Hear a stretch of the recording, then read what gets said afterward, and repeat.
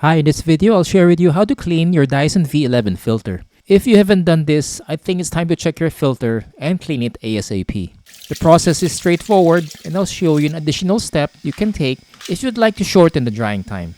The first step, of course, is to remove the filter from the vacuum unit and check the areas that need cleaning before washing it, particularly the paper element filter at the end, which will take longer to dry. If the paper filter is dirty, you can skip the extra step and wash it under a faucet. Avoid using detergents or cleaning agents. Water is all you need. Harsh cleaners can speed up the filter's wear and tear.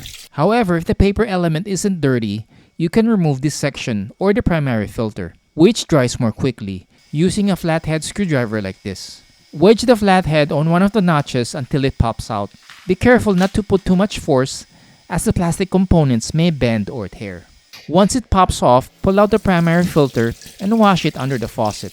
Reattach it by aligning the slots with the tabs on the base of the filter.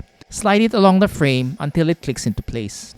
Double check that it's secure by gently tugging on it to make sure it's firmly attached. Then let it dry completely before reinstalling it on the vacuum.